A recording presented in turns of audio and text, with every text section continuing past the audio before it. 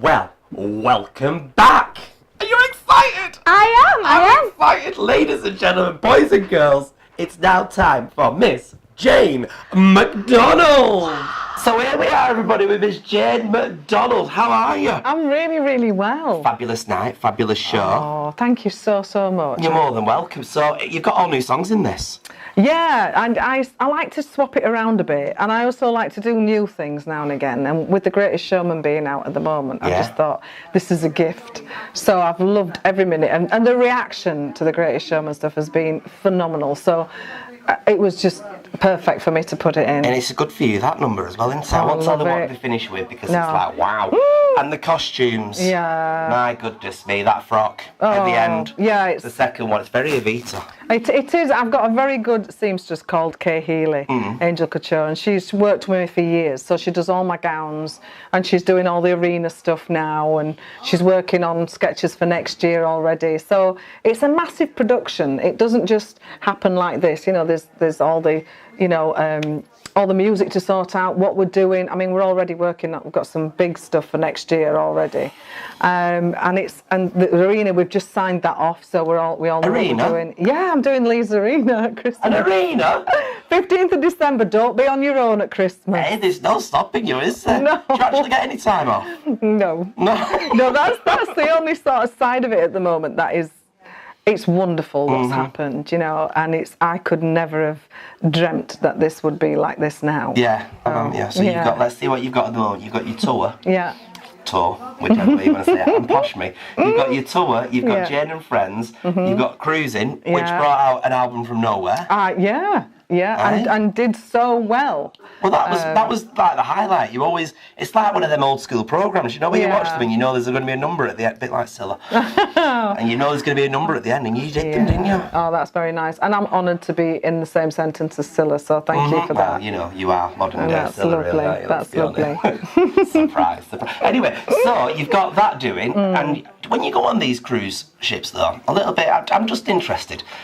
Do you find it a holiday, or are you working constantly? I try and make it as much of a holiday as I can, and that's the bit that actually ends up on the programme. Right. Which, but it's hard work. I mean, we're up very early in the morning and we don't finish till late at night because we're trying to get everything in for people to see, what you can do in every place. And we like to show off the ships as much as we can as well. Yeah.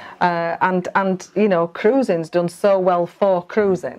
And that that's music to my ears. So I'm really pleased it's sort of put the cruising industry up a little bit more. It's just wonderful. And Jane and Friends, that's doing very well, isn't it? Well, you've starred in it. Well, I was there. I've promised myself that I'll be there every season that you do. I've promised myself I'll be there. It's great, isn't it? And you get these people by what? Just a little bit of research. You get all these lovely stories about these people. I've got an amazing research team, and they are just wonderful. And they find out all people's stories, and then I go and surprise them, and it's lovely, and it's great to see that there's a lot of good people in the world. I know that sounds a bit pathetic. Yeah. But we hear doom and gloom all the time. Exactly. And just to have a feel-good TV show where people are being acknowledged for doing something good, I think is lovely. Well, you're the Queen of Channel 5 now, aren't you? That's so nice. Yeah, I did. I can't remember another Channel 5 show that's got a BAFTA, to be honest. Can you? That's lovely. I'm really pleased for the channel because that was their first BAFTA and my first BAFTA. Well, so you are, it's doing a giant thing. Well, have you hit your ultimate dream yet? Have you done? Is there something that you want to do that you've not actually done yet, career-wise? Oh, there's all sorts. There's all sorts. I never look as if. I never sort of look back. I always look forward to the next thing and the next thing, which is why I've got so much planned now. I mean, it's not just stuff on Channel 5. There's all sorts coming in that I'm trying to sort of work out where I'm going to put that and put this and do that and do that. But I have an amazing team, and it's taken a long time to find that team. Yeah. So I know I can sort of say, right, should we do this now? And I know that I've got the backup, and the band are just ultimate. They're brilliant. They're absolutely amazing. It's aren't just they? It's just wonderful. Because I kind of, and I don't want to sound like a bit sycophantic, but because I started watching you 20 years ago when you first did Palace Theatre in Manchester, and I had a word with you outside, and I said, "How do you sing like that?" And you said, "You push from every orifice." Going. You do. So 20 years later, to be stood here talking to you, feeling like, and I'm sure for a lot of people as well, they feel like they've been on this nice journey with you.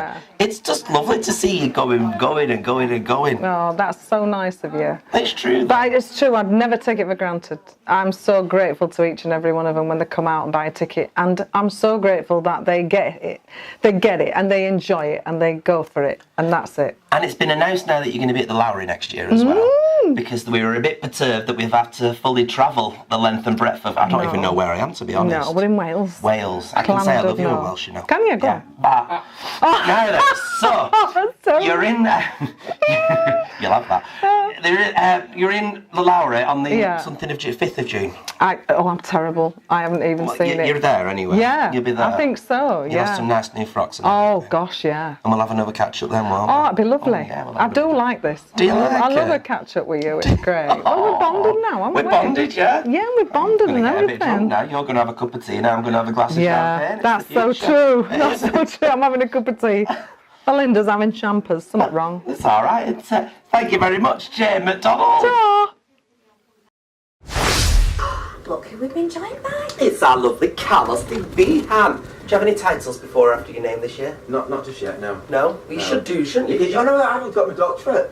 You've got a doctorate? Yeah, I got an honorary doctorate from Bolton University. It was a proud moment, wasn't it? It was for my services to the community.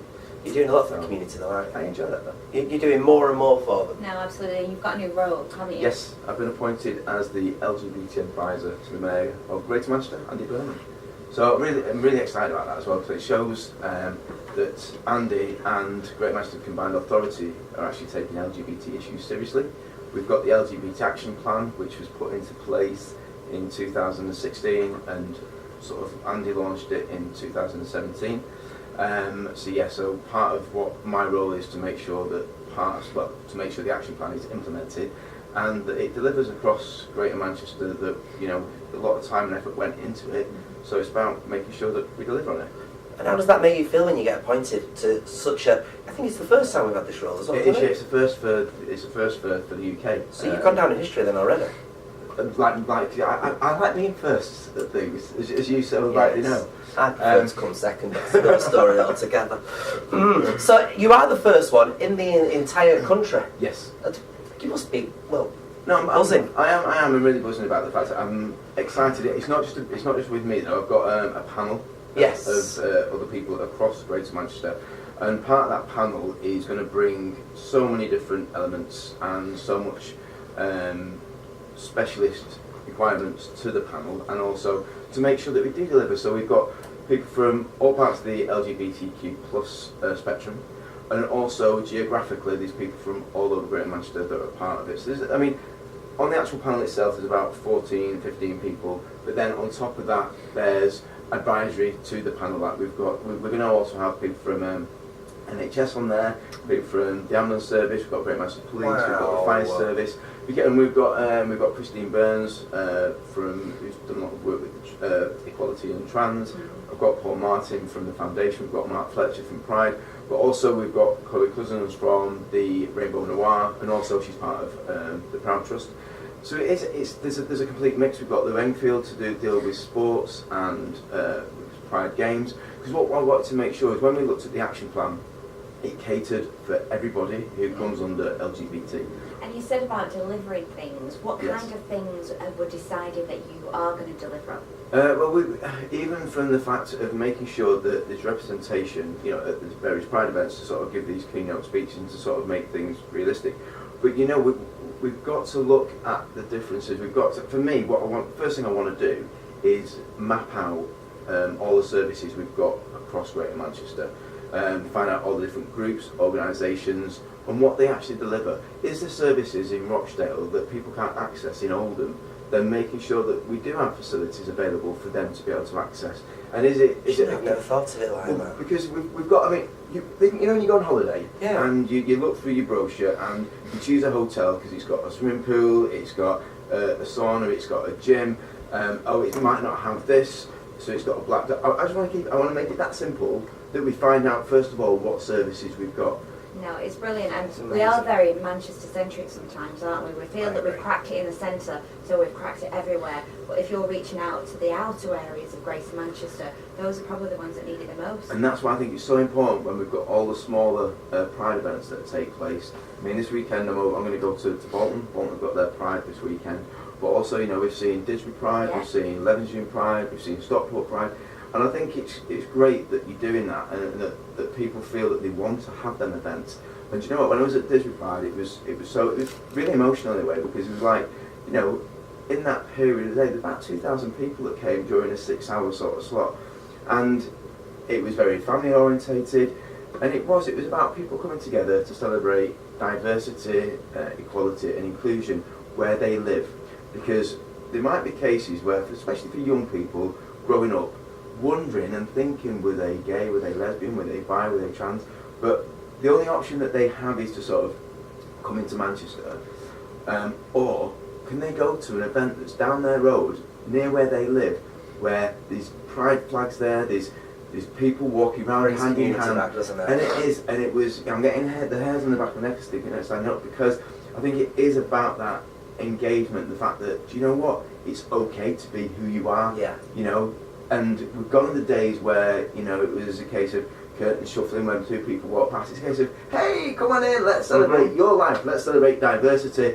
And you know what, it's about just being yourself, and I think it's an immense thing that we're doing here in Greater Manchester, being a first, and I'm really, really proud to be that person. Well, thank you very much for coming in today. It's absolutely... It's really positive. You're doing amazing. Every time we see you've got something else going on, and it's better than the last thing, you just... I've loved everything I've done though. It's amazing. Thank you. Well, still keep coming on this show, because you know, we don't want you getting too big for your boots. You're our most regular guest now. Oh really? We'll have to get you your own mug or something. Definitely. No, my pink room. Okay, so everybody, thank you very much to Mr. Carlos in Behan.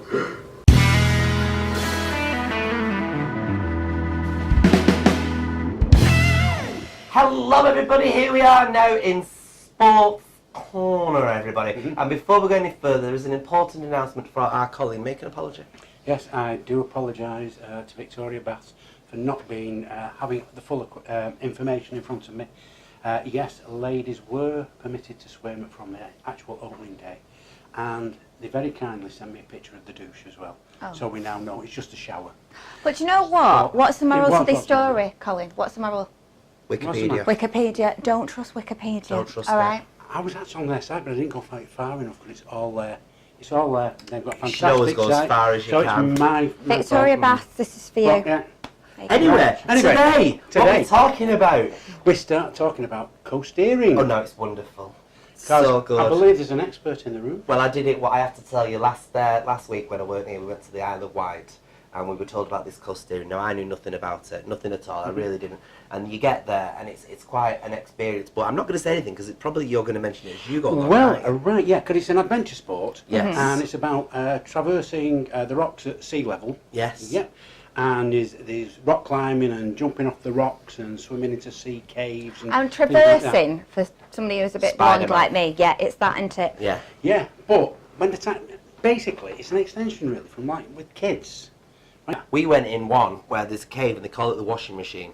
Right. And you literally, it's no wider than perhaps that. Mm-hmm. And you have to wait for the water to go up, then it spits, throws the water back out. And as the water goes down like that, you've got to throw yourself into this cave before it fills back up. I didn't get in time, did I?